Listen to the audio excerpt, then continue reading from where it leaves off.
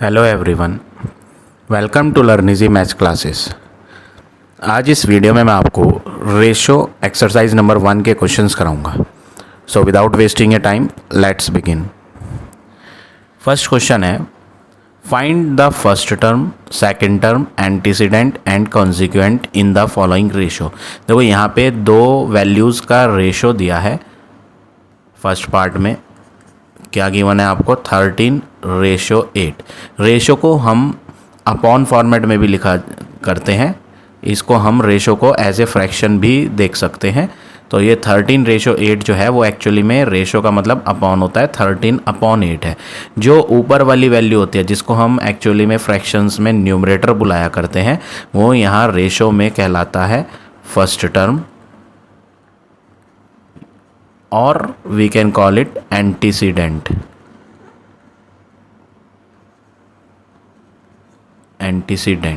और जो रेशो में डिनोमिनेटर जिसको कहते हैं, नीचे वाली वैल्यू को हम फ्रैक्शन में क्या बुलाया करते हैं, नीचे वाली वैल्यू को डिनोमिनेटर। तो रेशो में उसको हम सेकंड टर्म बुलाते हैं और कॉन्सिक्वेंट भी बुलाते हैं। तो क्वेश्चन में क्या पूछा था, फर्स्ट टर्म बताओ, सेकंड टर्म बताओ। एंटीसीडेंट कुछ अलग नहीं होता, वो एक्चुअली में फर्स्ट टर्म ही होता है। तो ये कंफ्यूज करने के लिए पूछा गया है। तो antecedent means first term, consequent means second term. तो मैंने यहाँ फर्स्ट पार्ट के दोनों चीज़ें लिख दी हैं। फर्स्ट टर्म तो न्यूमरेटर हो गया 13, जिसको हम एंटीसीडेंट भी कहते हैं, और सेकंड टर्म 8 हो गया, जिसको हम कॉन्सिक्वेंट भी बुलाते हैं। ठीक है, तो ये तो हो गया आपका part number first. Same way में पार्ट नंबर सेकंड भी करेंगे। सेकंड पार्ट है 7:5। First we will write in upon form. ऊपर वाली वैल्यू को हम फर्स्ट टर्म बुलाते हैं, फर्स्ट टर्म, और नीचे वाली वैल्यू को सेकंड टर्म बुलाते हैं। सेकंड टर्म को कॉन्सिक्वेंट भी कहते हैं हम। तो क्वेश्चन में पूछा था कॉन्सिक्वेंट क्या है, तो आंसर है 5। एंटीसीडेंट पूछा था, तो एंटीसीडेंट जो है फर्स्ट टर्म ही होता है। तो एंटीसीडेंट का आंसर हो गया 7। तो इस तरह से आपको ये क्वेश्चन नंबर 1 के दोनों पार्ट करने हैं। अब आ जाते हैं नेक्स्ट क्वेश्चन पे। Question number 2, right each of the following ratio in the simplest form. यहाँ पर आपको रेशोज दिए हैं और आपको इन्हें सिंपलेस्ट फॉर्म में कन्वर्ट करना है। 30:45। रेशो को अपॉन में लिखेंगे, सबसे पहला वर्क 30/45। अब आपको इन्हें सिंपलेस्ट फॉर्म में कन्वर्ट करने के लिए आपको बड़ी से बड़ी वैल्यू से न्यूमरेटर और डिनोमिनेटर दोनों को कट करना है। तो 15 के टेबल में आता है 15 2 जा 30, 15 3 जा 45। तो फाइनली सिंपलेस्ट फॉर्म में जो आंसर आया पार्ट नंबर 1 का, वो आ गया 2:3। या फिर आप इसे अपॉन में लिखें, और रेशो में अगर आप लिखेंगे तो ये क्या लिखा जाएगा, 2:3। पार्ट नंबर सेकंड देखिए, 112:48। इसे अपॉन फॉर्मेट में लिखेंगे 112/48। आप इसे कट करेंगे, कोशिश करेंगे बड़े टेबल से कट हो। अगर बड़ा टेबल नहीं समझ आता है तो आप स्मॉलर से भी कट कर सकते हैं। ठीक है, तो 48 किसके टेबल से कट सकता है, 4 के टेबल से कट कर सकता है। ऊपर वाला भी चेक कर लेते हैं, क्या हम ऊपर वाले नंबर को 4 से कट कर सकते हैं या नहीं। 4 2 जा 8, जब 8 माइनस करोगे 11 में से तो 3 बचेगा, 3 और 2 32, 4 8 जा 32। ऊपर 4 से कट करा, नीचे भी करते हैं कट 4 से, 4 1 जा 4, 4 2 जा 8। अब इन दोनों को कट करेंगे, किसी बड़ी टेबल से कट करने की कोशिश करेंगे। 4 से ही कट करते हैं, 4 7 जा 28, 4 3 जा 12। तो आंसर जो आएगा 7/3 आएगा, that is we can write as 7:3। तो ये हो गया आपका part number second. Same way में पार्ट नंबर थर्ड भी करेंगे। थर्ड पार्ट है 84:49। तो इन्हें रेशो में गिवन था, तो हमने इन्हें अपॉन फॉर्मेट में लिखा। अब हम इन्हें कट करेंगे, 7 के टेबल से कट हो जाएंगे दोनों। 7 के टेबल में 49 आता है, 7 7 जा। 7 के टेबल में जब इसे कट करोगे तो सबसे पहले 8 को देखिए, 7 1 जा 7, रिमाइंडर बचेगा 1 को 4 के साथ लेंगे 14, 7 2 जा 14। सो फाइनली जब आप सिंपलेस्ट फॉर्म में कन्वर्ट कर लोगे तो आंसर आएगा 12/7 और 12:7। ये और फर्दर कट नहीं हो सकता है। तो ये हो गया आपका final answer part number third का। पार्ट नंबर 4 देखें, 4:2 2/5। देखो यहाँ पर पार्ट नंबर 4 में थोड़ा सा डिफरेंस है बाकी पार्ट से। ये जो आपका रेशो के लेफ्ट हैंड पर है इसको हम फर्स्ट टर्म बुलाते हैं, और रेशो के जो राइट हैंड पर है उसको हम सेकंड टर्म बुलाते हैं। तो ये जो फर्स्ट टर्म है उसमें आपको सिंपल नंबर 4 दिया है, और जो रेशो के राइट हैंड पे है यहाँ पर आपको एक फ्रैक्शन दे रखा है अपॉन में। तो आपको जब रेशो के राइट हैंड साइड पे फ्रैक्शन दिया हो तो आप लेफ्ट हैंड पे भी फ्रैक्शन लेंगे। इस 4 के नीचे कुछ नहीं है तो आप 1 पुट कर देंगे। अब रेशो का मतलब अपॉन होता है। अभी हमने प्रीवियस क्वेश्चन में देखा था 2:3 होता है, तो हम इसको क्या लिख देते हैं 2/3। तो अपॉन जो होता है ना, अपॉन एक्चुअली में क्या होता है, डिवाइड का साइन होता है, ठीक है ना। जैसे आपने लिखा है 8/2, तो आप 2 के टेबल से 8 को क्या करोगे, डिवाइड। तो यहाँ पे आप रेशो जो देख रहे हो वो एक्चुअली में अपॉन होता है, अपॉन मीन्स डिवाइड होता है, ठीक है। तो यहाँ पर आपको क्या बात ध्यान रखनी है, ये जो रेशो है ये एक्चुअली में डिवाइड का साइन है, तो हम इसे लिखेंगे 4/1, डिवाइड का साइन 2/5, और डिवाइड के सिंबल को आप मल्टीप्लाई में कन्वर्ट करोगे तो राइट हैंड साइड का फ्रैक्शन रेसिप्रोकल हो जाएगा, 2/5 की जगह 5/2 हो जाएगा। फिर 2 नीचे और 4 ऊपर कट जाएंगे, और फाइनली जब आप मल्टीप्लाई करोगे तो 10/1 आएगा। 10/1 क्या होता है, 10:1। तो ये हो गया आपका पार्ट नंबर 4। पार्ट नंबर 5 भी ऐसी होगा, 1:4/9। देखो रेशो के लेफ्ट हैंड पे फ्रैक्शन बनाने के लिए अपॉन में 1 लगाया, रेशो के राइट हैंड पे ऑलरेडी फ्रैक्शन दिया हुआ था, तो 1/1 रेशो का मतलब डिवाइड होता है 4/9। तो 1/1 रेशो हटा के आप डिवाइड हटा के आप मल्टीप्लाई का साइन बनाओगे। तो डिवाइड को हटाकर मल्टीप्लाई जब लेते हैं तो राइट हैंड का फ्रैक्शन उल्टा हो जाता है, तो 4/9 का उल्टा हो जाएगा 9/4। अब आप मल्टीप्लाई कर देंगे, 9 1 जा 9 और नीचे आ जाएगा 4 1 जा 4। सो फाइनली आंसर आएगा 9:4। तो इस तरह से पार्ट नंबर 5 करेंगे। अब देखिए पार्ट नंबर 6/11:2। लेफ्ट हैंड पर रेशो के फ्रैक्शन है तो राइट हैंड पर भी अपॉन 1 लगा के फ्रैक्शन बनाएंगे। 6/11 रेशो अपॉन होता है, रेशो मीन्स अपॉन, और वी कैन कॉल डिवाइड 2/1। फिर हम डिवाइड के सिंबल को हटाएंगे तो 6/11 मल्टीप्लाई 2/1 का रेसिप्रोकल 1/2 हो जाएगा, और 2 से 6 कट जाएगा। तो फाइनली आंसर जो आएगा वो आएगा 3/11 और 3:11। ये हो गया आपका फाइनल आंसर पार्ट नंबर 6 का। अब आ जाते हैं पार्ट नंबर 7 पे। मिक्स्ड फ्रैक्शन दिया है 3/5, जिसको आप इम्प्रॉपर में कन्वर्ट करोगे तो 5 3 जा 15, 15 + 3 18, 18/5 रेशो। आगे भी मिक्स्ड है, इसे भी चेंज कर लेते हैं, 5 2 जा 10, 10 + 2 12, 12/5। अब नेक्स्ट वर्क क्या करेंगे, 18/5 को तो आप ऐसे ही लिखोगे। ये जो रेशो है ये एक्चुअली में डिवाइड का साइन है, रेशो मीन्स अपॉन लिख दो या डिवाइड लिख दो, 12/5। अब डिवाइड के साइन को मल्टीप्लाई में कन्वर्ट करेंगे तो राइट हैंड साइड का फ्रैक्शन रेसिप्रोकल हो जाएगा। फिर 5 नीचे 5 ऊपर, ये तो कट जाएंगे, 6 के टेबल से ये दोनों कट जाएंगे, 6 2 जा 12, 6 3 जा 18। फाइनली मल्टीप्लाई करके 3 मल्टीप्लाई यहाँ 1 है, 5 को कट करके क्या आया 1, और इधर भी 1, 3 × 1 3, 2 × 1 2, और we can write answer is 3:2। तो ये हो गया आपका फाइनल आंसर क्वेश्चन नंबर 2 का। तो इस तरह से आप ये सारे पार्ट करेंगे। अब आ जाते हैं नेक्स्ट क्वेश्चन पे। Question number 3 A part, Raja weight twice as much as Ravi. इस सेंटेंस में जैसा कहा गया है ना आप बिल्कुल वैसे ही लिखोगे। इन्होंने बोला राजा का वेट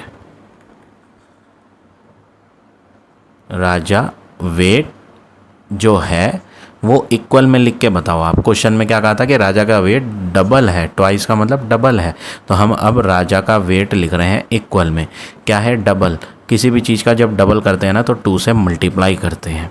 तो वो कह रहा है जो राजा का वेट है वो दुगना है रवि के वेट से। तो मैं भी यहाँ वही लिख रहा हूँ जैसा उसने कहा है, राजा का वेट बराबर डबल के लिए 2 से मल्टीप्लाई करी, किसका डबल, रवि वेट से। तो Raja weight is double of Ravi weight. अब रेशो लिखना है, किसका रेशो? राजा का और रवि के वेट का। पहला नाम किसका है? पहला नाम राजा का है। तो जब आप रेशो बनाओगे, रेशो होता है, रेशो में ए रेशो बी लिखा है तो ऊपर ए आएगा और नीचे बी आएगा। तो यहाँ पर रेशो किसका है? राजा और रवि का। तो राजा का नाम ऊपर आएगा और रवि का नाम नीचे आएगा। ठीक है, तो हमें यहाँ क्या करना है, हम यहाँ मल्टीप्लाई में लिखा हुआ रवि का वेट जब हम राइट हैंड से लेफ़्ट हैंड पर लाएंगे तो वो मल्टीप्लाई से हट के लेफ़्ट हैंड पर डिवाइड में आ जाएगा। तो ये हो जाएगा राजा वेट डिवाइड में, जो यहाँ मल्टीप्लाई में लिखा था रवि वेट वो यहाँ डिवाइड में आ जाएगा, रवि वेट, और इक्वल में क्या रह जाएगा? 2 के नीचे कुछ है नहीं तो 2 के नीचे क्या ले लेंगे? 1। तो यहाँ पे अपॉन आ गया। अपॉन किसे कहते हैं? रेशो को। तो एट लास्ट हम लिख देंगे Raja weight ratio Ravi weight is 2:1। तो क्वेश्चन में यही पूछा था, find the ratio of Raja weight to Ravi weight. तो आंसर है 2:1। सिंपल क्वेश्चन है, कुछ ज़्यादा इसमें ट्रिक नहीं करनी। बस ये फर्स्ट सेंटेंस पढ़ के आप ये फर्स्ट स्टेटमेंट बनाएंगे, उसके बाद तो बहुत इजी है ये। ठीक है, सेम वे में पार्ट नंबर बी भी करेंगे। इसका बी पार्ट देखिए कैसे होगा। Madhu is thrice as old as Neha. यहाँ पर मधु की एज बताई गई है कि मधु की एज 3 गुना है। जैसे यहाँ ट्वाइस था, यहाँ पे थ्राइस है। तो हम भी यहाँ लिखते हैं, क्या बोला इन्होंने? मधुज एज, एपोस्ट्रोफी एस लगा के लिखेंगे। मधुज एज इज़ के लिए क्या लगाएंगे? इक्वल। थ्राइस के लिए क्या करेंगे? 3 से मल्टीप्लाई। किसका? Age old as Neha. तो मल्टीप्लाई में क्या लेंगे? नेहाज एज। जैसे फर्स्ट पार्ट में हमने स्टेटमेंट बनाया था, वही सेम वे यहाँ भी हमने एक स्टेटमेंट तैयार किया। अब आपसे रेशो किसका पूछा गया है? Neha age to Madhu age. पहला नाम किसका है? नेहा का। तो नेहा की वैल्यू, नेहा का नेम ऊपर आएगा। जिसका नेम पहले आता है उसको हम ऊपर लिखते हैं और जिसका नेम बाद में आता है उसको हम नीचे लिखते हैं। ठीक है, तो नेहा एज ऊपर आएगा नेम। तो हम क्या करते हैं, हम यहाँ देखो मल्टीप्लाई में, जैसे अभी पिछले पार्ट में करा था वही सेम स्टेप फॉलो करते हैं। मल्टीप्लाई वाला नेहा एज इधर ले आते हैं। तो यहाँ मल्टीप्लाई वाली वैल्यू जब लेफ़्ट हैंड पर आएगी तो डिवाइड में आ जाएगी। तो क्या बन जाएगा? मधुज एज, मल्टीप्लाई वाला नेहा एज लेफ़्ट हैंड पे डिवाइड में आएगा, नेहाज एज, और इक्वल में रह जाएगा 3 के नीचे कुछ नहीं है तो आप 3 के नीचे खुद ले लेंगे कौन सी वैल्यू? 1। जिसके डिनोमिनेटर में कुछ नहीं होता वहाँ पे 1 होता है। अब ये जो मैंने रेशो बनाया है 3:1, 3/1 का मतलब 3:1, ये मधु एज रेशो नेहा एज है। जबकि क्वेश्चन में नेहा एज रेशो मधु एज पूछा है। क्या फ़र्क है? मतलब पहले मैंने मधु का नाम लिखा है और बाद में नेहा का, जबकि क्वेश्चन में जो पूछा गया है वो नेहा का नाम पहले है। तो इसमें हम क्या करेंगे? रेसिप्रोकल कर देंगे ऑन बोथ साइड्स। रूल ये है कि अगर आप लेफ़्ट हैंड पे उल्टा करोगे तो राइट हैंड पे भी उल्टा करना है। Reciprocal on both sides. क्यों कर रहे हैं हम रेसिप्रोकल? क्योंकि हमारा जो रेशो बना है वो मधु एज और नेहा एज का रेशो है, जबकि पूछा किसका है? नेहा टू मधु। पहला नाम नेहा का होना चाहिए। तो रेसिप्रोकल करने के लिए नीचे वाला नेहा एज ऊपर आ जाएगा और ऊपर वाला मधु एज नेम नीचे आ जाएगा। सेम वे में राइट हैंड पे भी होगा। 3/1 था तो उल्टा हो जाएगा 1/3। तो ये हो गया आपका पार्ट नंबर बी। इस तरह से आप ये दोनों पार्ट करेंगे क्वेश्चन नंबर 3 के। अब आ जाते हैं नेक्स्ट क्वेश्चन पे, question number 4। A ratio in simplest form is 9:8। वो कह रहा है रेशो की वैल्यू 9:8 है। और रेशो किसे कहते हैं? रेशो अपॉन को कहते हैं। तो हम इसे 9:8 ना लिख के 9/8 लिखते हैं। अब आपको नेक्स्ट वर्क क्या करना है? रेशो वर्ड के नीचे आप रेशो का फॉर्मूला लगाओगे, जो कि मैंने आपको क्वेश्चन 1 में बताया था। रेशो का फॉर्मूला क्या होता है? रेशो क्या दिखाई देता है? ऊपर वाला नंबर एंटीसीडेंट कहलाता है और नीचे वाला नंबर कॉन्सिक्वेंट कहलाता है। तो मतलब ये जो 9 दिख रहा है ये एंटीसीडेंट है और 8 consequent.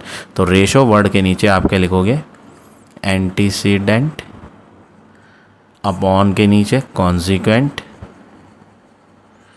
Is equal to 9/8। Question में दिया था रेशो जो है वो 9:8 है, और रेशो का मतलब क्या होता है वो मैंने इसके नीचे यहाँ लिख दिया कि एंटीसीडेंट अपॉन कंसिक्वेंट होता है, ऊपर वाला एंटीसीडेंट नीचे वाला कंसिक्वेंट, और आंसर तो इक्वल में था ही 9/8, वो हमने इक्वल में ही लिख दिया। तो रेशो के नीचे रेशो का फॉर्मूला इक्वल में 9/8। अब हम फर्स्ट पार्ट करेंगे, पार्ट नंबर फर्स्ट। ये कोई पार्ट नहीं करा, ये तो मैंने अभी ऊपर की लाइन पढ़ी थी और सॉल्व कर दिया जितना समझ आया। अब फर्स्ट पार्ट में क्या कह रहा है कि वो कह रहा है एंटीसीडेंट आप 81 लो और फाइंड करो कॉन्सिक्वेंट को। क्वेश्चन में बोला है एंटीसीडेंट को आप 81 लो और कंसिक्वेंट क्या होगा वो आप फाइंड करो। तो अभी हमने ये एक फॉर्मूला लिख के ये तैयार करा था स्टेटमेंट, इसको ही यूज़ करेंगे। Antecedent upon consequent equal 9/8। Antecedent और कंसिक्वेंट का रेशो 9/8 है, ऐसा ऊपर हमने लिखा था, क्वेश्चन में गिवन था, ठीक है ना। अब एंटीसीडेंट का आंसर 81 लिख दो, अपॉन कॉन्सिक्वेंट की आंसर हमें फाइंड करनी है, ये हमें मालूम नहीं, is equal to 9/8। Next work हम क्या करेंगे, हम यहाँ कॉन्सिक्वेंट को नीचे से हटाकर ऊपर लाएंगे, जिसके लिए हमें रेसिप्रोकल करना पड़ेगा। ऐसा क्यों कर रहे हैं, क्योंकि जो चीज़ हमें फाइंड करनी है ना, कॉन्सिक्वेंट फाइंड करना है, तो फाइंड करने वाली चीज़ कभी डिनोमिनेटर में नहीं लिखी होनी चाहिए। तो इसे डिनोमिनेटर से हटाकर हम न्यूमरेटर में करेंगे, जिसके लिए हमें क्या करना है, रेसिप्रोकल ऑन बोथ साइड्स। हम दोनों साइड्स पर रेसिप्रोकल करेंगे, तो कॉन्सिक्वेंट ऊपर हो जाएगा और ऊपर वाला 81 नीचे हो जाएगा। सेम वे में राइट हैंड पर भी करेंगे, 9/8 का उल्टा 8/9।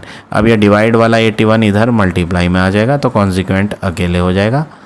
Consequent is equal to 8/9 multiply 81। 9 9 जा 81, 8 9 जा करेंगे तो 72। तो फाइनली फर्स्ट पार्ट में जो कॉन्सिक्वेंट हमें फाइंड करना था उसका आंसर है 72। इस तरह से पार्ट नंबर फर्स्ट करेंगे। सेम वे में पार्ट नंबर सेकंड भी करेंगे। सेकंड पार्ट में ऊपर की जो लाइन थी ये तो दोनों पार्ट में यूज़ होनी है, फर्स्ट में भी और सेकंड में भी। तो इस ऊपर वाली लाइन की हेल्प से हमने ये तैयार करा था, इसको दोबारा से यूज़ करना पड़ेगा, ठीक है। ऐसा नहीं कि आप बस फर्स्ट पार्ट में यूज़ कर दें और फिर छोड़ दें। ये जो ऊपर की हेडिंग है ये फर्स्ट पार्ट में भी यूज़ होनी है और सेकेंड में भी। दैट मीन्स ये जो हमने एंटीसीडेंट अपॉन कंसिक्वेंट 9/8 तैयार करा था, ये फर्स्ट में भी लेना था और सेकंड में भी। सेकंड में क्या बोला है कि कॉन्सिक्वेंट आप 40 लो, कॉन्सिक्वेंट की वैल्यू 40 लो और फाइंड करो एंटीसीडेंट। एंटीसीडेंट फाइंड करना है, ठीक है। जो ऊपर का स्टेटमेंट था सिंपलेस्ट फॉर्म में रेशो दिया था वो तो हमें मालूम ही था, वो दोनों पार्ट में इस्तेमाल होना था। तो फर्स्ट में तो हम कर चुके थे, अब बारी सेकंड में भी करने की है। तो यहाँ पे 9:8 जो है एंटीसीडेंट अपॉन कॉन्सिक्वेंट, ये जो मैंने बॉक्स में लिखा हुआ है ये अब हम दोबारा यूज़ करेंगे सेकंड पार्ट में। एंटीसीडेंट अपॉन कॉन्सिक्वेंट जिसको रेशो कहते हैं वो 9/8 है। अब एंटीसीडेंट तो हमें फाइंड करना है, अपॉन में कॉन्सिक्वेंट है 40 इज इक्वल टू 9/8। डिवाइड वाला 40 इधर मल्टीप्लाई में आएगा, यहाँ रेसिप्रोकल नहीं करना पड़ रहा हमें। पिछले वाले पार्ट में हमने रेसिप्रोकल करा था पहले, क्यों, क्योंकि उसमें जो चीज़ हमें कॉन्सिक्वेंट फाइंड करनी थी ना वो डिनोमिनेटर में आ रही थी। फाइंड करने वाली वैल्यू डिनोमिनेटर में आती है तो रेसिप्रोकल करते हैं। यहाँ पर जो हमें फाइंड करना है एंटीसीडेंट वो डिनोमिनेटर नहीं न्यूमरेटर में है, तो इसमें रेसिप्रोकल की कोई ज़रूरत नहीं। आपको लेफ्ट हैंड पे एंटीसीडेंट ही लिखना है और इक्वल में 9/8 के पास 40 जो डिवाइड में था वो मल्टीप्लाई में आ जाएगा। 9/8 मल्टीप्लाई 40, 8 5 जा 40, सो फाइनली 9 5 जा 45 आ जाएगा। तो एंटीसीडेंट की वैल्यू 45 है। तो इस तरह से आप ये पार्ट नंबर सेकंड करेंगे। अब आ जाते हैं नेक्स्ट क्वेश्चन पे। क्वेश्चन नंबर 5, फिफ्थ क्वेश्चन भी आपका सेम है। ए पार्ट में क्या दिया है, फॉर द रेशो 5:3। सबसे पहले यहाँ पर रेशो दिया है, कितना है, रेशो इज इक्वल टू 5:3। मैं रेशो ना लगा करके अपॉन लिख रहा हूँ, ऑलरेडी मैंने आपको बताया था रेशो मीन्स अपॉन ही होता है, ठीक है। अब हम क्या करेंगे, वही सेम वर्क जो क्वेश्चन 4 में करा था, रेशो वर्ड के नीचे इसका फॉर्मूला लिखते हैं, एंटीसीडेंट अपॉन कॉन्जिक्वेंट इक्वल में 5/3 है। एंटीसीडेंट की वैल्यू 30 है और कॉन्जिक्वेंट पता करना है, तो एंटीसीडेंट हटा के हम ऊपर की तरफ 30 लिखेंगे, कॉन्जिक्वेंट हमें फाइंड करना है, इक्वल में 5/3। यहाँ पर जो हमें वैल्यू फाइंड करनी है वो डिनोमिनेटर में आ रही है, और अभी आपको मैंने क्वेश्चन 4 में बताया था फाइंड करने वाली वैल्यू जब आपकी डिनोमिनेटर में दिखाई दे तो आप यहाँ रेसिप्रोकल कर दो, रेसिप्रोकल ऑन बोथ साइड्स। ऐसा करने से, रेसिप्रोकल करने से क्या होगा, 30 अपॉन कॉन्जिक्वेंट जो था वो उल्टा हो जाएगा, कॉन्जिक्वेंट ऊपर हो जाएगा, 30 नीचे, राइट हैंड पे भी यही होगा, 3 ऊपर हो जाएगा और 5 नीचे। अब हम ये 30 डिवाइड वाला इधर मल्टीप्लाई में लाएंगे तो कॉन्जिक्वेंट अकेले हो जाएगा, तो कॉन्जिक्वेंट का आंसर 3/5 डिवाइड 30 इधर मल्टीप्लाई में आएगा, 5 के डेल में 36 बार आता है तो 6 3 जा 18, तो कॉन्जिक्वेंट का आंसर 18 हो जाएगा। तो इस तरह से आप ये पार्ट नंबर ए करेंगे। सेम वे में पार्ट नंबर बी भी करना है। बी पार्ट में रेशो 7:10 दिया है, तो हम यहाँ लिख लेंगे ratio is equal to 7, ratio का मतलब अपॉन 10। रेशो वर्ड हटा के हम इसका फॉर्मूला लिखते हैं, रेशो वर्ड के नीचे एंटीसीडेंट अपॉन कॉन्जिक्वेंट, रेशो का फॉर्मूला एंटीसीडेंट अपॉन कॉन्जिक्वेंट, और इक्वल में वैल्यू चल रही है 7/10। अब क्वेश्चन में बोला था एंटीसीडेंट फाइंड करो, कॉन्जिक्वेंट में 50 लो, तो एंटीसीडेंट फाइंड करना है,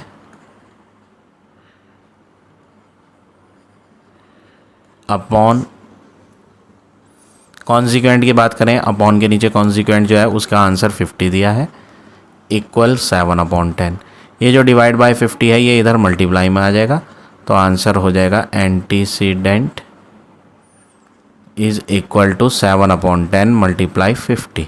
10 के टेबल से 50 5 टाइम्स कटता है, तो 7 5 जा 35, तो फाइनल आंसर फिफ्थ के बी पार्ट का आपका 35 है। तो इस तरह से आप ये क्वेश्चन नंबर 4 और 5 दोनों करेंगे। अब आ जाते हैं नेक्स्ट क्वेश्चन पे। Question number 6 first part, heading है write the ratio in the simplest form. वो कह रहा है आपको यहाँ रेशो सिंपलेस्ट फॉर्म में करना है। यहाँ पर दिया है रुपीज़ में 3.20 टू 60 पैसे, दो क्वांटिटी हैं, एक ये और दूसरी ये। पहली वाली रुपीज़ में है और दूसरी वाली पैसे में है, और हमें फाइंड करना है रेशो।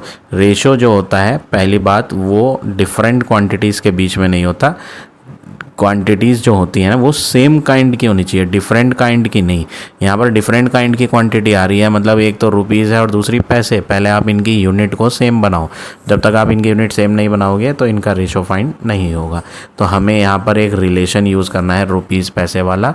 हम जानते हैं 1 रुपी इज़ इक्वल टू 100 पैसे होते हैं, 1 रुपये में 100 पैसे होते हैं। इस रिलेशन का यूज़ करेंगे, रुपीज़ को बदलेंगे पैसे में, तो आपको क्या करना पड़ेगा, मल्टीप्लाई।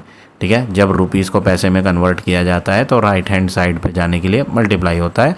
तो यहाँ पर रुपीज़ जो दिए थे वो कितने थे, 3.20 थे।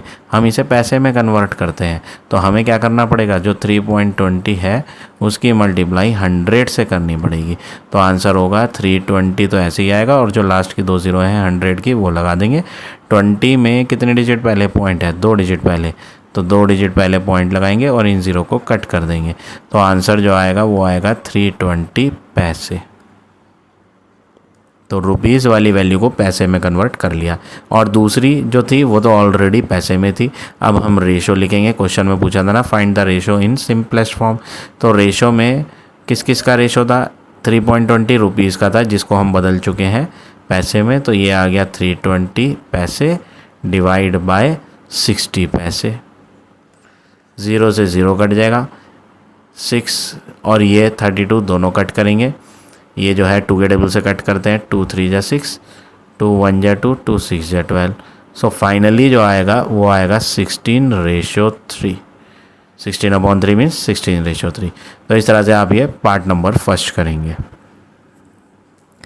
पार्ट नंबर सेकंड भी ऐसे ही होगा। सेकंड पार्ट में पहली क्वांटिटी भी रुपीज़ में है और दूसरी क्वांटिटी भी रुपीज़ में है, तो हम यहाँ लिखेंगे ₹2.40 रेशो ₹4। तो रेशो में अपॉन करते हैं, तो सबसे पहले 2.40 के अपॉन में 4 ले लेते हैं। पॉइंट हटाएंगे तो 4 और 0 इन दोनों की वजह से नीचे 2 0 आ जाएंगी, क्योंकि पॉइंट के बाद 2 डिजिट आ रही हैं तो डिनोमिनेटर में 2 0 आएंगी। 1 0 तो कट कर लेंगे। 40 और 24 8 के टेबल से कट हो जाते हैं। 8 5 जा 40, 8 3 जा 24। सो आंसर 3/5 आ जाएगा। तो इस तरह से आप ये पार्ट नंबर इसका सेकंड करेंगे। 3/5 अगर आप इसे रेशो में लिखेंगे तो ये 3:5 लिखा जाएगा। अब देखिए पार्ट नंबर थर्ड। पहले हम 6 मीटर 40 सेंटीमीटर इसको सॉल्व करेंगे। रिलेशन लिखते हैं 1 metre is equal to 100 centimetre. 1 metre में 100 सेंटीमीटर होते हैं। अगर आप राइट हैंड पर जाओगे, मीटर को बदल के सेंटीमीटर बनाओगे तो मल्टीप्लाई करेंगे। ठीक है, तो 6 मीटर है तो हम मीटर हटा के सेंटीमीटर बनाते हैं, तो 6 × 100 करेंगे तो मीटर बदल के सेंटीमीटर हो जाएगा। प्लस 40 भी सेंटीमीटर है तो ये बन जाएगा 600 + 40 इज इक्वल टू 640 सेंटीमीटर। तो ये हमने फर्स्ट वाले को सेंटीमीटर में चेंज कर लिया। अब बारी है सेकंड वाले की। 4 मीटर 80 सेंटीमीटर। तो यहाँ पर 4 मीटर, 1 मीटर में कितने सेंटीमीटर होते हैं? 100। तो 4 मीटर में ज़्यादा होंगे, ज़्यादा के लिए मल्टीप्लाई 4 × 100। आगे कोई साइन नहीं है तो बीच में प्लस लगाएंगे। अब 80 सेंटीमीटर, ये ऑलरेडी सेंटीमीटर में है तो इसे ऐसे ही लिखेंगे। मीटर को बदल के सेंटीमीटर बनाया था तो मल्टीप्लाई 100 लगाया था, सेंटीमीटर को एज इट इज़ लिख दिया। तो ये हो गया 400 + 80, तो आंसर आ गया 480 सेंटीमीटर। अब हमने दोनों को सॉल्व कर लिया। एक आया 640 सेंटीमीटर और एक आया 480 सेंटीमीटर। पहले 2 यूनिट आ रही थी, मीटर भी आ रहा था और सेंटीमीटर भी आ रहा था जो क्वेश्चन में दिया था, बट हमने उसे कन्वर्ट करके एक ही यूनिट में कन्वर्ट कर लिया। ठीक है ना। अब हम रेशो बना लेंगे सिंपलेस्ट फॉर्म में। रेशो जो है, पहली वाली वैल्यू जो थी इसको सॉल्व करके 640 आया था। रेशो दूसरी वाली वैल्यू जो थी उसको सॉल्व करके 480 आया। 0 ऊपर और नीचे कट जाएंगी और इन्हें कट करेंगे। 4 1 जा 4, 4 2 जा 8, इन्हें भी कट करेंगे। 4 1 जा 4, रिमाइंडर 2, 24, 4 6 जा, इन्हें कट करेंगे। 4 4 जा 16, 4 3 जा 12। तो आंसर आएगा 4/3। तो क्वेश्चन में पूछा था right your answer in simplest form. आपको अपना आंसर सिंपलेस्ट फॉर्म में लिखना है। सिंपलेस्ट फॉर्म मीन्स जितना पॉसिबल है उतना आप इसको कट करें। तो हमें यहाँ जितना हो सकता था कट, उतना यहाँ कट करके दिखा दिया है। तो फाइनल आंसर 4/3 यानी कि 4:3 आ गया। इस तरह से आप ये क्वेश्चन नंबर 6 का थर्ड पार्ट करेंगे। अब आ जाते हैं नेक्स्ट पे, पार्ट नंबर 4। 1 किलोमीटर रेशो 2 हटा के रेशो लेंगे 600 मीटर। तो क्वेश्चन में दिया है आपको रेशो फाइंड करना है 1 किलोमीटर और 600 मीटर का रेशो क्या होगा। ठीक है, सबसे पहली चीज़ 1 किलोमीटर आप हटा दें, आप रिलेशन यूज़ करेंगे। 1 किलोमीटर में कितने मीटर होते हैं? 1000 मीटर। तो यहाँ डायरेक्टली 1 किलोमीटर हटाएं और यहाँ पे लिख दें 1000 मीटर रेशो 600। अब नेक्स्ट वर्क क्या करेंगे सिंपलेस्ट फॉर्म में करने के लिए। यूनिट तो सेम आ चुकी हैं, पहले अलग थी किलोमीटर मीटर, अब दोनों ही मीटर में है। बस हम अपॉन में लिखेंगे इन्हें। एक है 1000 अपॉन 600, 2 0 ये कट हो जाएंगी ऊपर नीचे की, और इन्हें भी कट करेंगे, 2 5 जा 10, 2 3 जा। तो फाइनली आंसर जो आ जाएगा आपका वो आ जाएगा 5/3, और इसे हम कैसे लिख सकते हैं 5/3 को 5/3। तो ये हो गया फाइनल आंसर पार्ट नंबर 4 का। 5th पार्ट देखिए, 3 hour 20 minute, 3 hour 20 minute to 1 hour 40 minute। तो यहाँ पर हम पहले तो इन्हें सॉल्व करेंगे, या तो दोनों यूनिट आवर आवर बनाए या फिर दोनों यूनिट मिनट बनाए। तो हम यहाँ मिनट बना लेते हैं। 1 hour is equal to 60 minute. 1 hour में कितने मिनट होते हैं 60 मिनट। अब इसे सॉल्व करते हैं 3 hour 20 मिनट को। तो 1 hour का मतलब 60, तो 3 hour का तो ज़्यादा होगा, ज़्यादा के लिए मल्टीप्लाई होगी, तो यहाँ 3 की मल्टीप्लाई 60 से होगी, फिर प्लस ये जो 20 ये भी लेंगे, ठीक है। तो आवर को हमने मिनट में कन्वर्ट कर दिया यहाँ, इसलिए मल्टीप्लाई बाय 60 करा, और मिनट वाली दूसरी वैल्यू यहाँ ऐड करनी। अब 3 × 60 करेंगे तो क्या बन जाएगा 180 प्लस 20, तो फाइनली यहाँ बन जाएगा 200। टाइम क्या आएगा, यूनिट पहले आवर भी थी और मिनट भी, बट हमने आवर बदल के मिनट बनाई थी, तो आंसर आएगा 200 मिनट। तो ये तो अभी हमने एक ही पार्ट सॉल्व करा, अभी 2 के बाद भी है। 2 के बाद क्या है 1 hour 40 मिनट है, 1 hour 40 मिनट। तो इसमें हमें क्या करना है, वही सेम स्टेप जो अभी हमने ऊपर करा है यहाँ 5th पार्ट में। 1 hour 40 मिनट में आप 1 hour हटा दो और इसकी जगह क्या कर दो 60 मिनट प्लस 40 मिनट, तो 60 + 40 100 मिनट। अब हमने दोनों वैल्यूज़ को सेम यूनिट में कन्वर्ट कर लिया, मिनट में। अब हम रेशो बना सकते हैं, क्वेश्चन था फाइंड द रेशो, तो हम भी रेशो लिखते हैं। एंटीसीडेंट रेशो क्या होता है, एंटीसीडेंट अपॉन कंसिक्वेंट। तो पहले कौन आएगा, जो पहला सॉल्व करा था उसका आंसर 200 मिनट आया था, तो ऊपर लेंगे 200, कॉन्सिक्वेंट नीचे होता है, नीचे है ये दूसरी वैल्यू 1 hour 40 मिनट वाली जिसका आंसर 100 आया, और इन्हें कट कर लेंगे, तो रेशो जो बनेगा वो बनेगा 2:1। तो फाइनल आंसर 5th पार्ट का आपका क्या हो गया 2:1। इस तरह से पार्ट नंबर 5 करेंगे। अब आ जाते हैं लास्ट पार्ट पे, पार्ट नंबर 6। क्वेश्चन है 4 hour to 1 hour 30 मिनट। देखो आवर और मिनट वाला है क्वेश्चन है 4 hour to 1 hour 30 मिनट। तो आवर और मिनट आ रहे हैं, तो 1 hour में कितने मिनट होते हैं 60 मिनट। तो यहाँ पर पहले जो है सबसे वो है 4 hour, तो हम क्या करेंगे 4 hour को कन्वर्ट करेंगे। जब 1 hour में 60 है तो 4 hour में ज़्यादा होगा, 4 × 60 240। ये आवर को बदल के क्या बना दिया मिनट बना दिया। अब बात करें दूसरी वैल्यू की, दूसरी वैल्यू है 1 hour 30 minute, 1 hour 30 minute. 1 hour हटा के यहाँ मिनट ले लिया जाए, 1 hour हटा के क्या लेंगे 60 मिनट, 1 hour हटा के 60 मिनट प्लस एक ये 30 मिनट, तो टोटल जो आ जाएगा वो आ जाएगा 30 + 60 90 मिनट।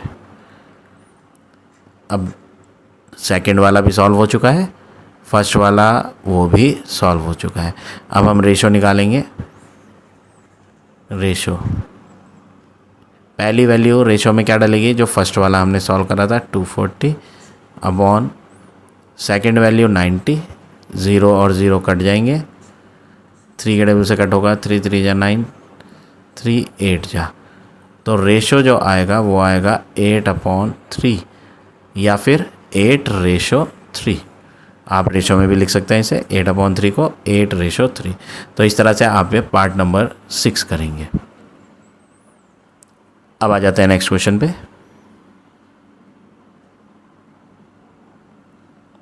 Question number 7।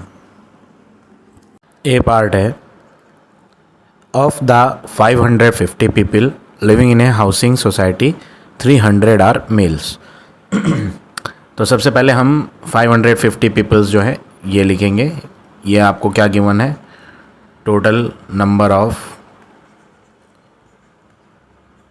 पीपल्स जो है, टोटल लोग हाउसिंग सोसाइटी में 550 है।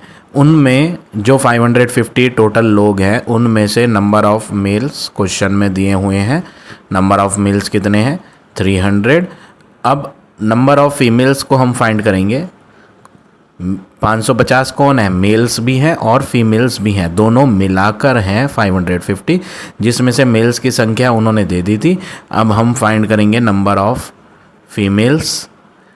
550 टोटल लोग हैं, उनमें से मेल्स 300 को हम माइनस कर देंगे। तो जब आप 550 में से 300 को जब माइनस करोगे तो आंसर आ जाएगा 250। तो ये आ जाएंगे number of females. Find the ratio of females to male in the society. आपको रेशो बनाना है। रेशो का मतलब क्या होता है, अपॉन।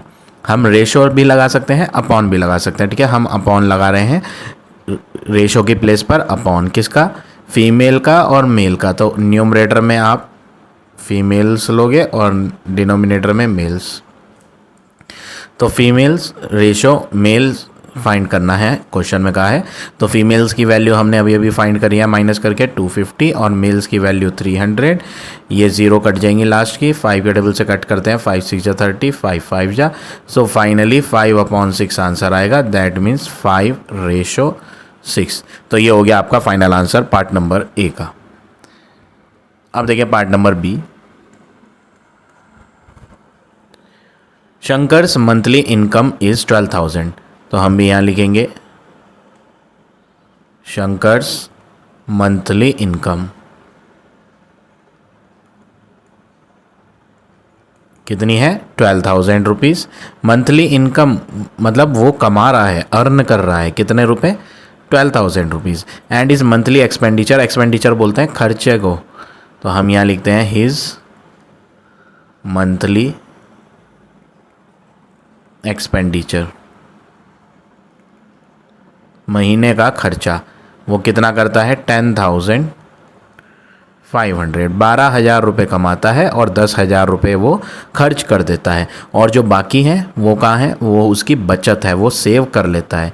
तो हम यहाँ फाइंड करते हैं ही सेव, उसने कितने रुपीज़ सेव किए, बचा लिए। कमाता है 12,000 रुपये, उसमें से हटा दो जो वो 10,500 रुपये खर्च कर देता है, तो 1,500 रुपये वो बचा लेता है।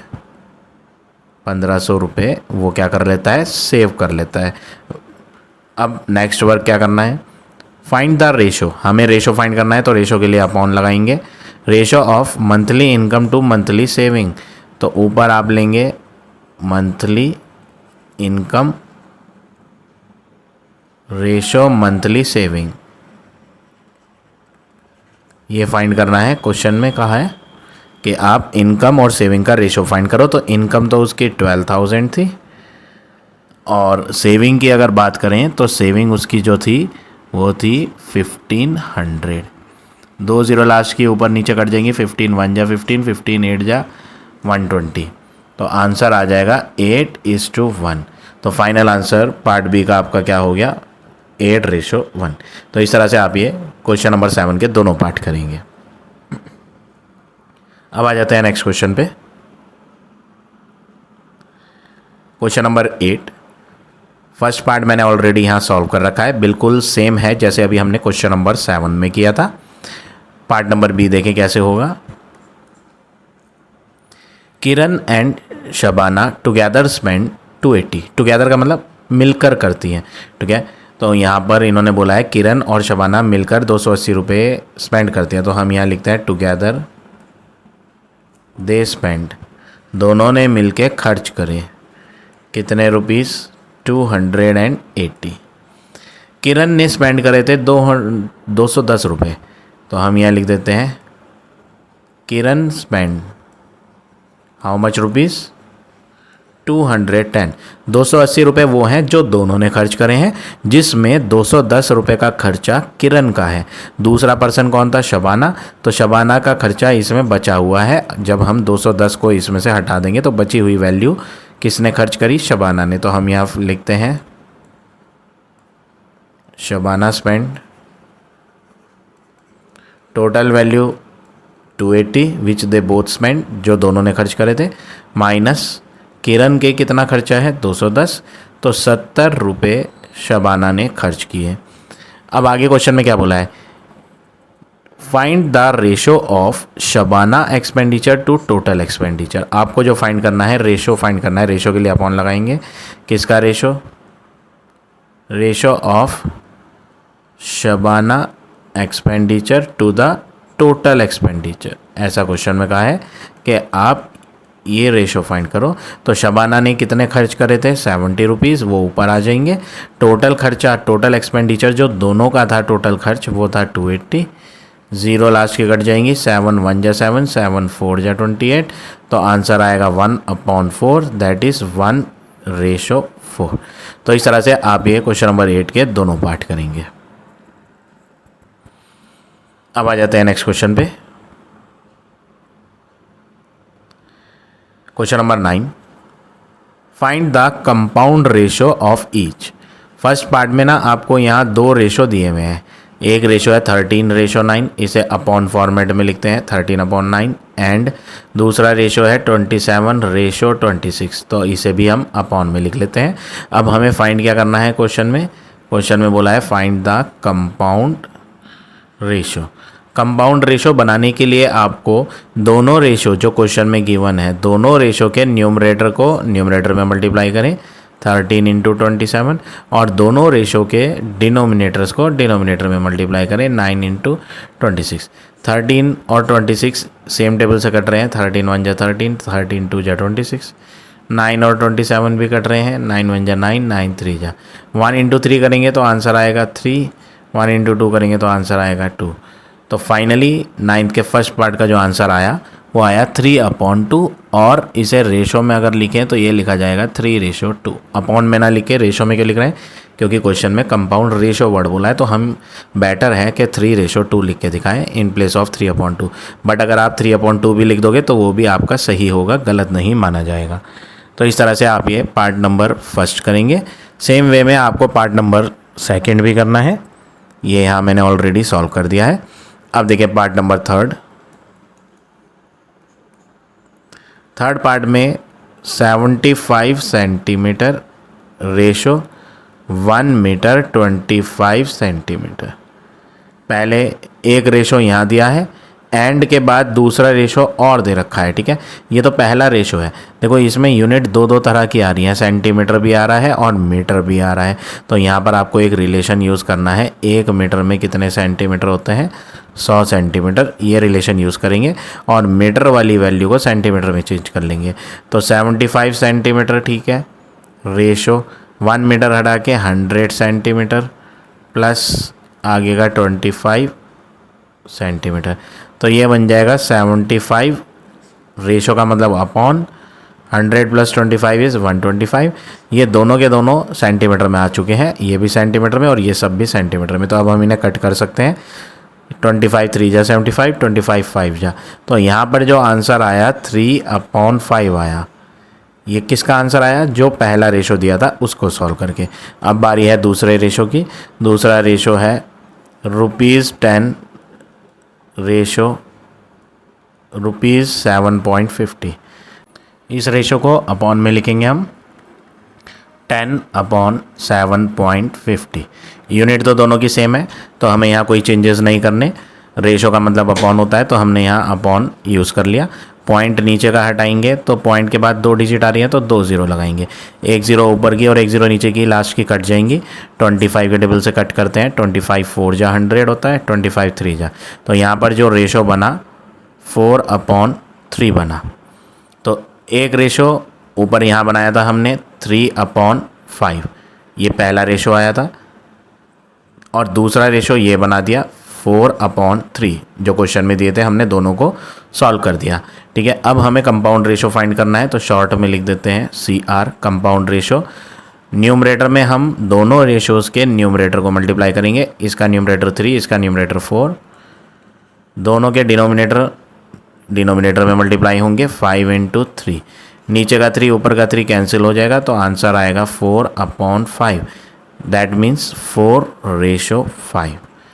तो ये हो गया आपका फाइनल आंसर क्वेश्चन नंबर 9 के थर्ड पार्ट का। अब आ जाते हैं फोर्थ पार्ट पे। फोर्थ पार्ट भी सेम है। पहले आपको यहाँ एक रेशो दिया है, पहले आप इस रेशो को सही करोगे। 2 kg रेशो 480 ग्राम। यूनिट्स डिफरेंट हैं, तो पहले जब तक यूनिट सेम नहीं होंगी तो ये सॉल्व नहीं होगा। तो हम यहाँ रिलेशन लिखते हैं 1 किलोग्राम में कितने ग्राम होते हैं, 1000 ग्राम। 1 किलो में 1000 ग्राम होते हैं, तो 2 किलो में कितने ग्राम होंगे, 2000। तो हम यहाँ लिखेंगे 2000 ग्राम। रेशो का मतलब क्या होता है, अपॉन। चलो अपॉन लगाएंगे, पहले हम ऐसे ही लिख लेते हैं। 2 kg को हटा के क्या लिखा, 2000 ग्राम, और रेशो के आगे क्या है, 480 ग्राम। अब इसे अपॉन में लिख लेते हैं 2000 अपॉन 480। ज़ीरोस कट जाएंगी, इनको भी हम कट कर सकते हैं।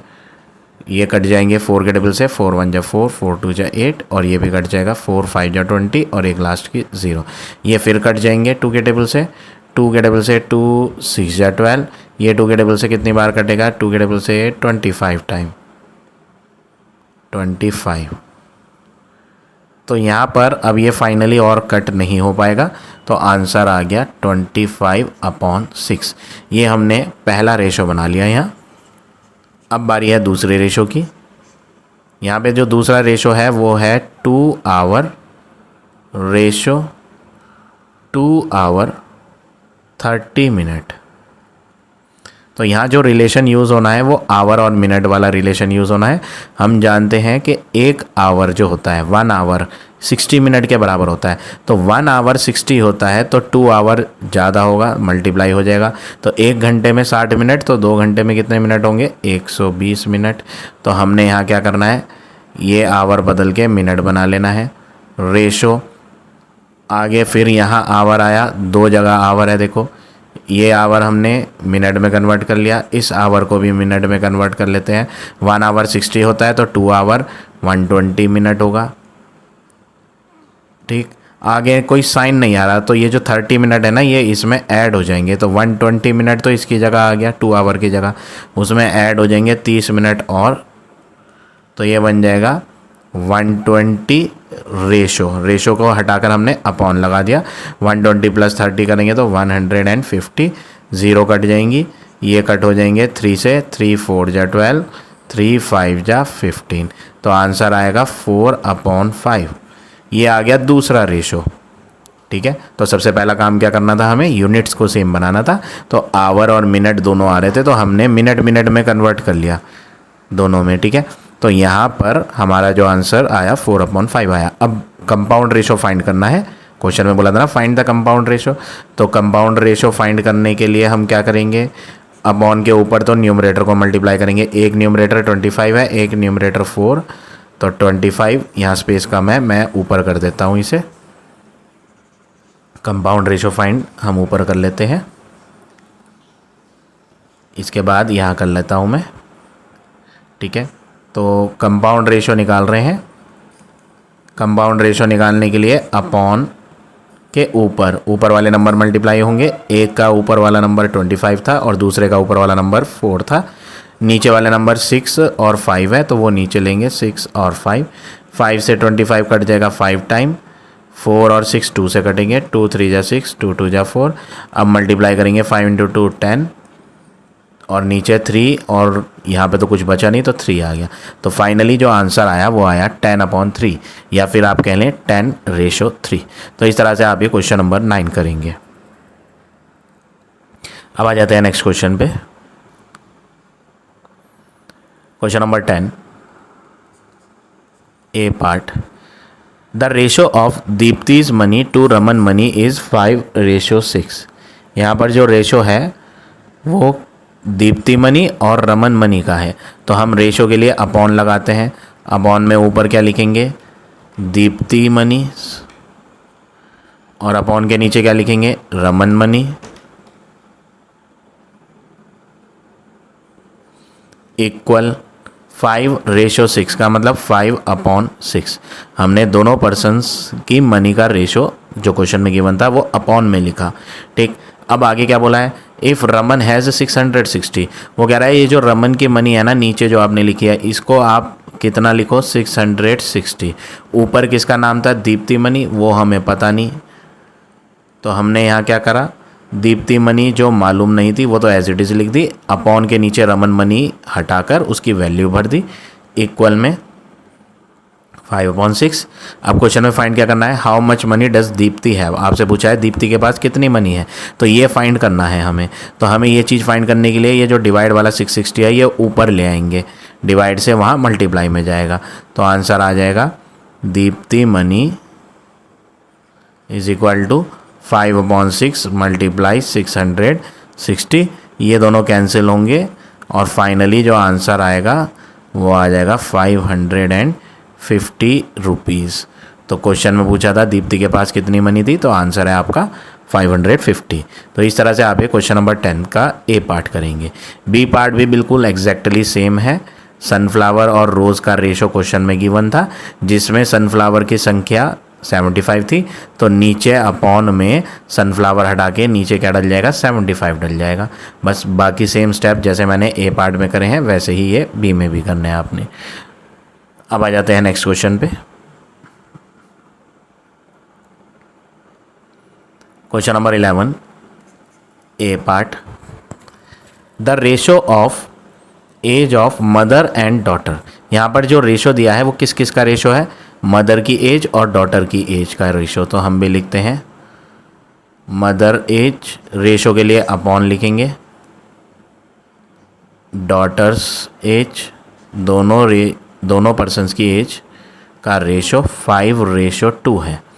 If the mother is 35 years old, mother की एज दे दी है तो हम ऊपर मदर हटाकर इनकी एज लिख देते हैं 35, अपॉन डॉटर की एज हमें फाइंड करनी है, ये हमें क्वेश्चन में गिवन नहीं है, इक्वल 5/2। अब नेक्स्ट वर्क क्या करेंगे, यहाँ पर आप ऑब्जर्व करेंगे कि जो चीज़ हमें फाइंड करनी है ना वो डिनोमिनेटर में आ रही है अपॉन के नीचे। फाइंड करने वाली वैल्यू कभी डिनोमिनेटर में नहीं होनी चाहिए, ये आप खास बात ध्यान रखेंगे। फाइंड करने वाला हमेशा ऊपर होना चाहिए न्यूमरेटर में, तो हमें इसे ऊपर करना पड़ेगा। ऊपर करने के लिए आपको रेसिप्रोकल करना है, ठीक है, रेसिप्रोकल ऑन बोथ साइड। एक तरीका और है इसे करने का रेसिप्रोकल ना करके, वो है क्रॉस मल्टीप्लाई। उसमें बच्चे कुछ कंफ्यूज हो जाते हैं और मिस्टेक भी कर देते हैं, तो इसलिए मैं वो नहीं सिखा रहा हूँ। क्या करना पड़ता है उसमें, ये जो डॉटर एज नीचे है ये वहाँ ऊपर चला जाएगा और जो ऊपर का 5 था वो नीचे आ जाएगा, ठीक है। ये जो 3 था ये 3 कहाँ चला जाएगा, ये जो 2 है नीचे 2 जो है वो 35 के पास चला जाएगा। तो इधर उधर ले जाने में बच्चे मिस्टेक कर देते हैं, कौन सी वैल्यू ऊपर आएगी कौन सी नीचे, वो गलत हो जाती है। इसलिए मैं आपको ये तरीका बता रहा हूँ, जो फाइंड करना है वो अगर नीचे आए तो आप रेसिप्रोकल ऑन बोथ साइड कर दो, तो ये उल्टा हो जाएगा दोनों साइड्स पर, लेफ्ट पे भी और राइट पे भी, ठीक है। तो ये हो जाएगा डॉटर एज ऊपर और ऊपर वाला 35 नीचे, और इक्वल में 5/2 का भी उल्टा कर देंगे रेसिप्रोकल, तो 2 ऊपर 5 नीचे। अब डॉटर एज ऊपर आ चुका है तो नीचे वाला 35 यहाँ डिवाइड से मल्टीप्लाई में ले जाओ बस, तो ये हो जाएगा daughter's age is equal to 2/5 multiply 35। 5 से 35 कट हो जाएगा 7 टाइम, फिर 7 × 2 करेंगे तो 14 ईयर्स। तो डॉटर की एज फाइंड करनी थी, वो हमने यहाँ फाइंड कर ली। डॉटर कितने साल की थी, 14 ईयर्स की थी। तो इस तरह से आप ये क्वेश्चन नंबर 11 का ए पार्ट करेंगे। सेम वे में पार्ट नंबर बी भी करेंगे, ये मैंने ऑलरेडी यहाँ सॉल्व कर दिया है। अब आ जाते हैं नेक्स्ट क्वेश्चन पे।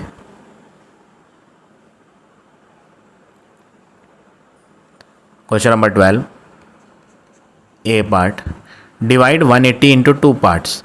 यहाँ पर एक नंबर दिया है 180, उसके आपको 2 पार्ट्स करने हैं, ठीक है।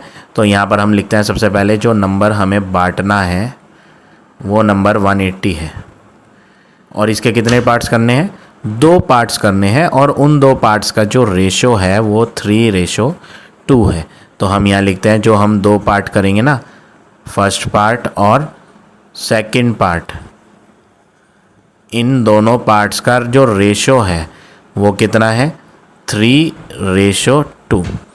अब आपको नेक्स्ट वर्क क्या करना है, ये रेशो जो दिया है इसमें आप लेट कर लें, मान लें लेट जो फर्स्ट पार्ट है वो 3x है,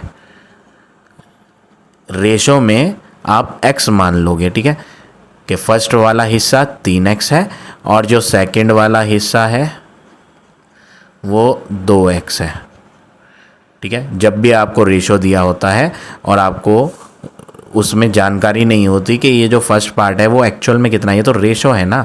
देखो दो वैल्यू को जब रेशो किया, रेशो किसे कहते हैं, अपॉन को डिवाइड करा, कोई दो वैल्यू थी उनको ऊपर नीचे लिख के डिवाइड करा और जब उन्हें कट करा सिंपलेस्ट फॉर्म में तो आंसर 3:2 बना, ऐसा क्वेश्चन में कह रहा है।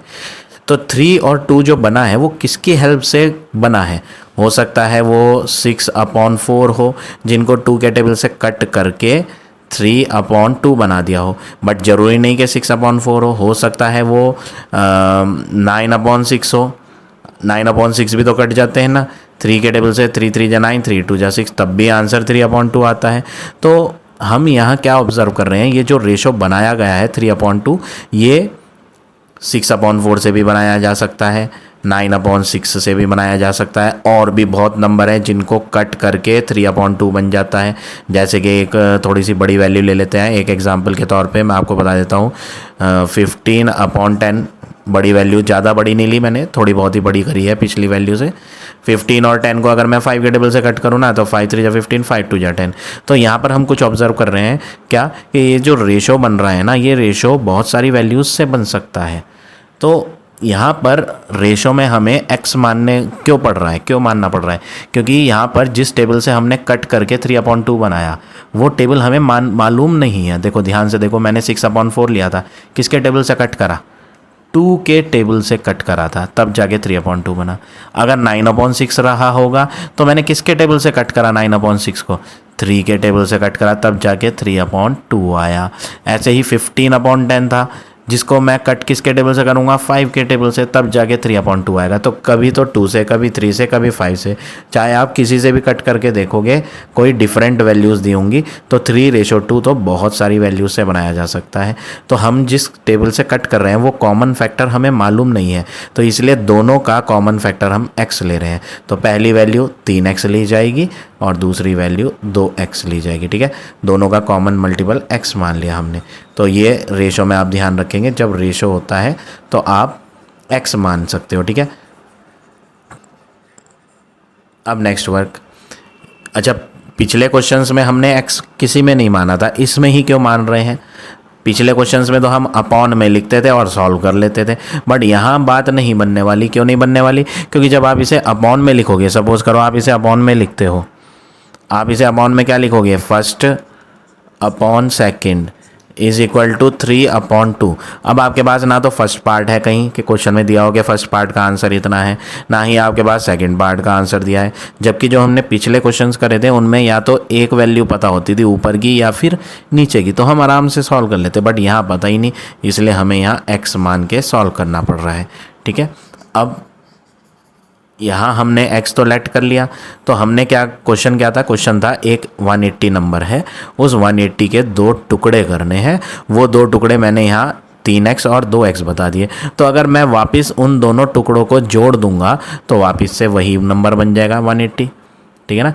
जिस नंबर को मैं ब्रेक कर रहा हूँ 2 हिस्सों में, अगर मैं वापस उन हिस्सों को जोड़ दूँ तो वही नंबर बन जाएगा जो पहले था 180। तो हमें यहाँ क्या करना है, हमें यहाँ लिखना है कि अगर हम फर्स्ट और सेकंड वाले को ऐड करें तो टोटल वैल्यू 180 बन जाएगी वापस।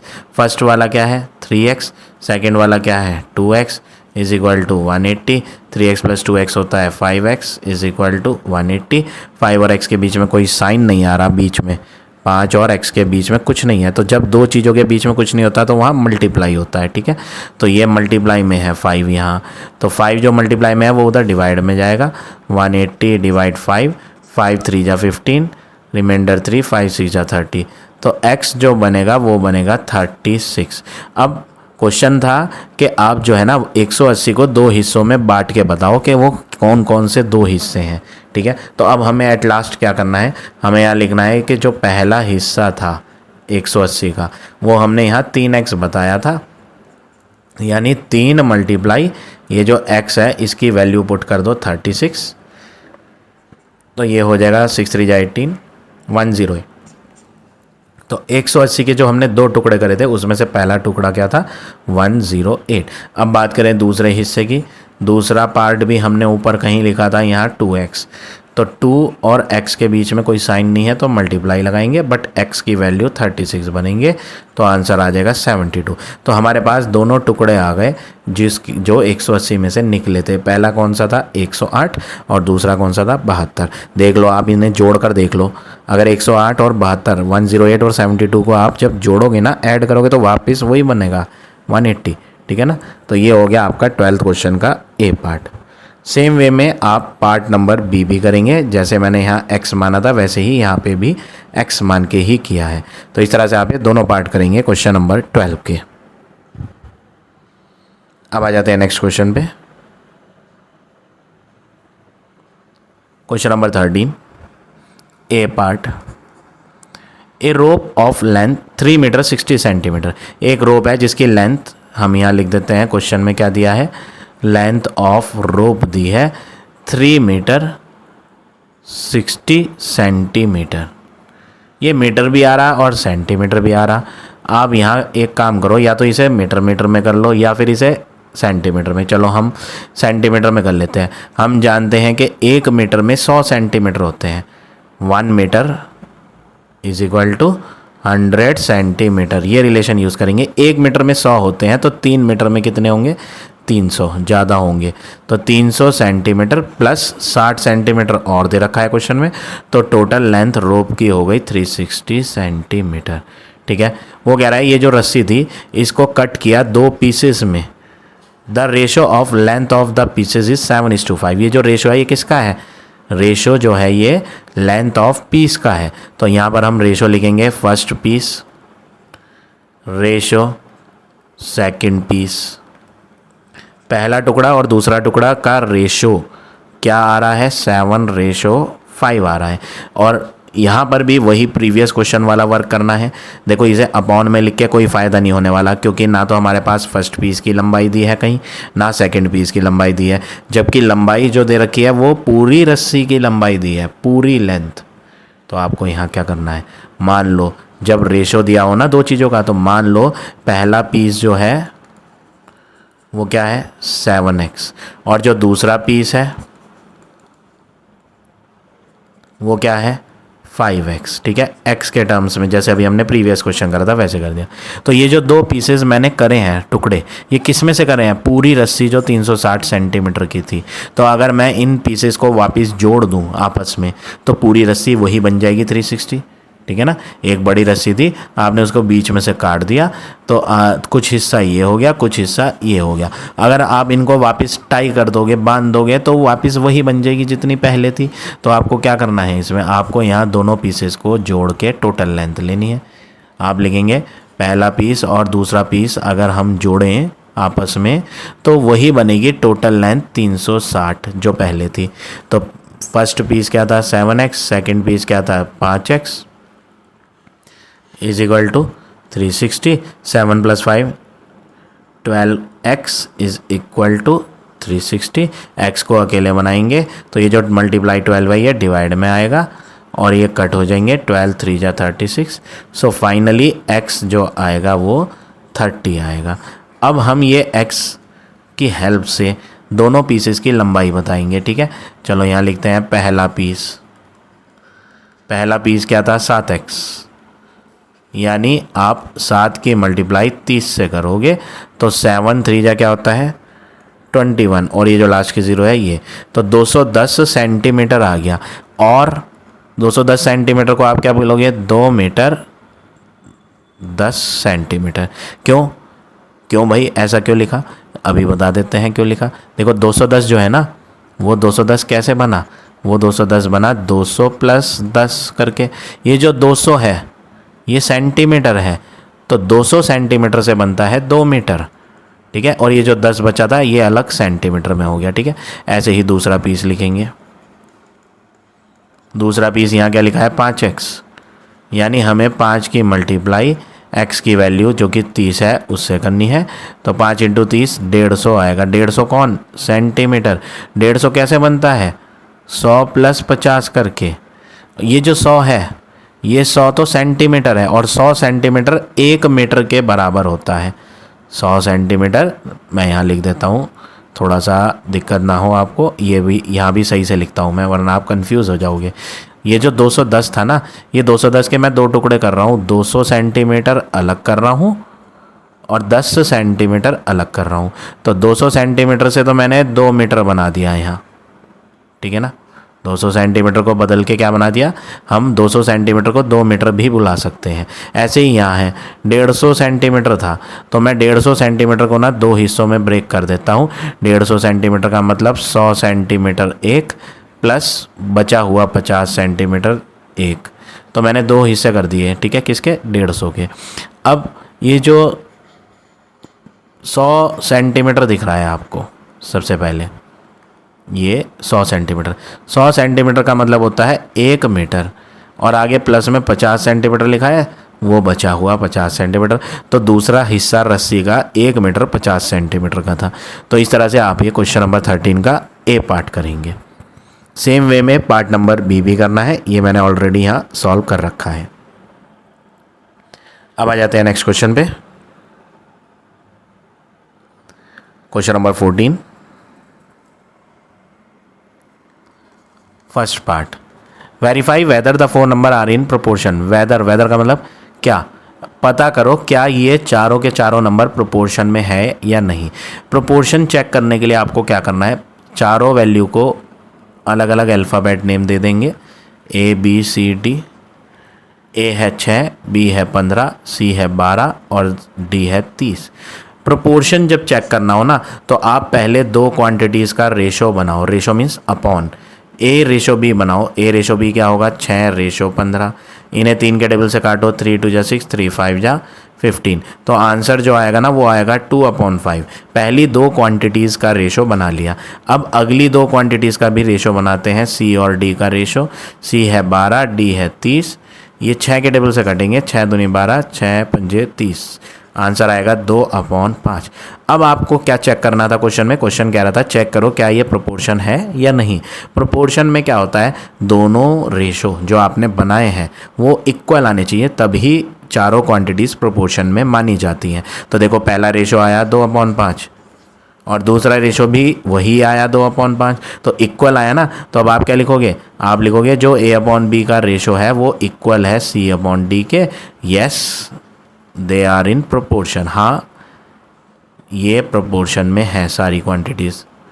क्यों है प्रोपोर्शन में? क्योंकि दोनों के दोनों रेशो इक्वल आ रहे हैं, ठीक है। तो इसीलिए हमने यहाँ यस लिखा है, ठीक है।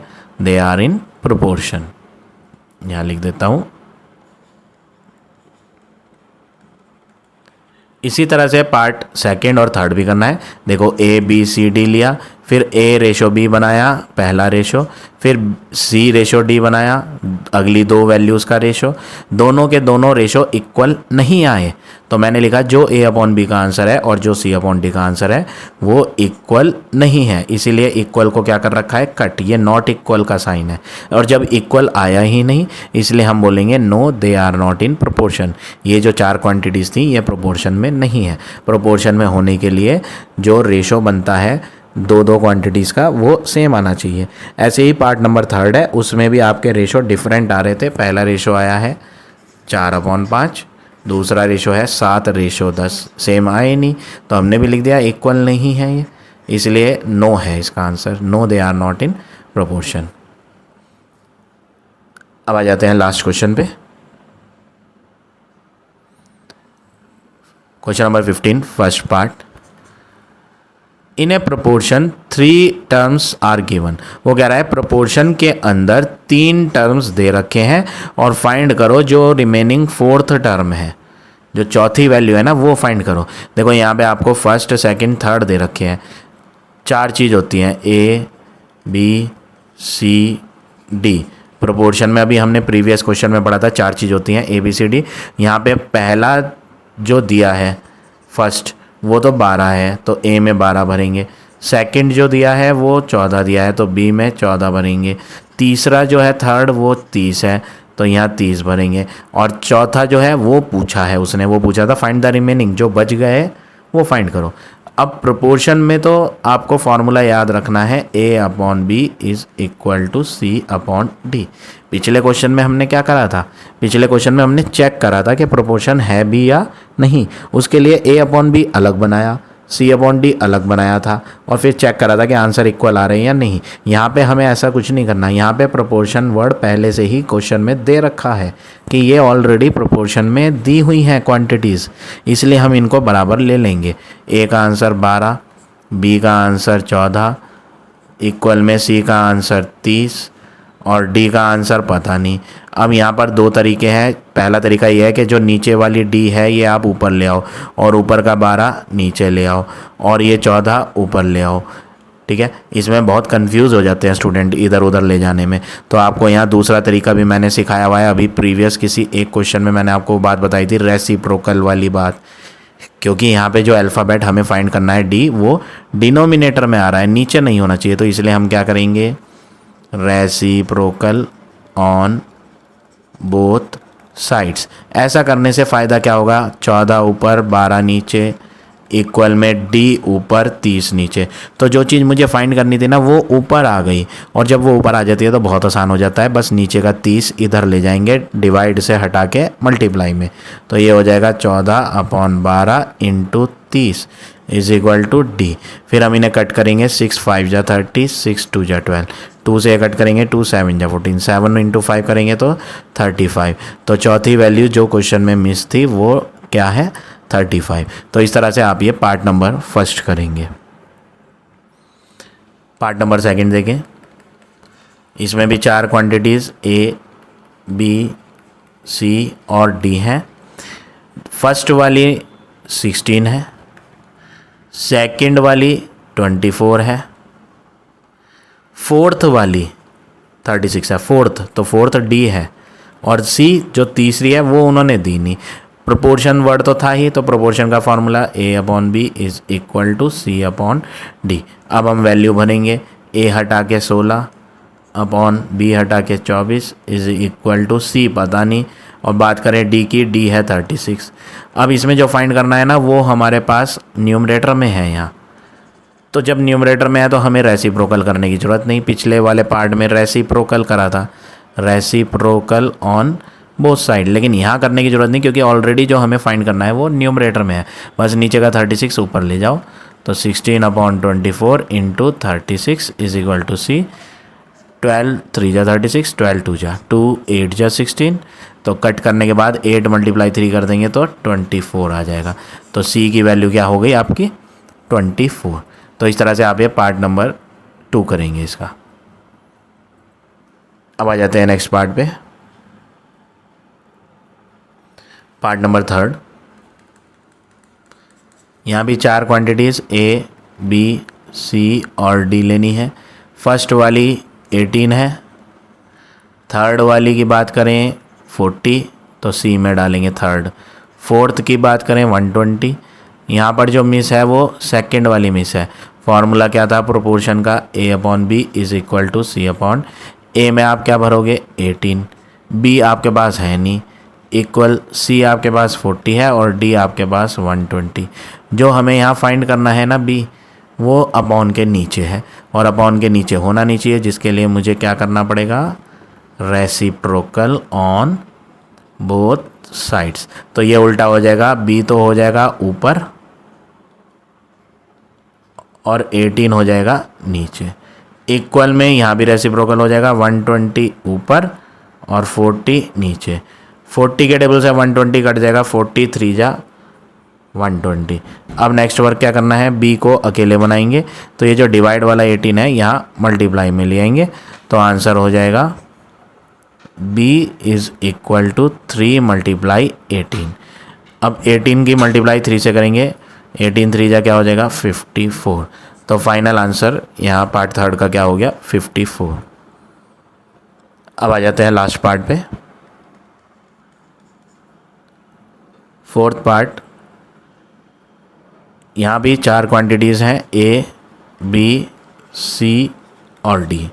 फर्स्ट तो दी नहीं, सेकंड दी है इन्होंने 48, थर्ड दी है इन्होंने 10, फोर्थ दी है इन्होंने 32, और बात करें फर्स्ट की वो है नहीं, तो ये हमें फाइंड करनी है। फॉर्मूला यूज़ करेंगे A/B is equal to C/D। A पता नहीं, B 48 है, C 10 और D 32। यहाँ पर जो हमें फाइंड करना है वो न्यूमरेटर में लिखा है, तो रेसिप्रोकल करने की कोई ज़रूरत नहीं है, सिर्फ ये डिवाइड वाला 48 इधर मल्टीप्लाई में लाएंगे तो आंसर हो जाएगा A is equal to 10 multiply कर देंगे 48 से और 10 के अपॉन में 32। ठीक है, अब ये कट करेंगे, 4 के टेबल से कट कर लेते हैं। 4 8 जा 32, 4 1 जा 4, 4 2 जा 8, 4 के टेबल से और कट हो जाएगा ये, 4 2 जा 8, 4 3 जा 12, 2 के टेबल से 2 और 10 कट होंगे, 2 5 जा 10, 2 1 जा 2। नीचे जब 1 आ जाता है तो बस अब आप ऊपर वालों की मल्टीप्लाई कर दें, 5 × 3 15। तो फाइनली जो यहाँ मिसिंग टर्म था वो था आपका 15। तो इस तरह से आप ये सारे पार्ट करेंगे क्वेश्चन नंबर 15 के। So now this exercise is over. I hope आज का पढ़ाया हुआ टॉपिक आप सबको समझ आ गया होगा। If you like my way of teaching then please like, comment और शेयर ज़रूर करें।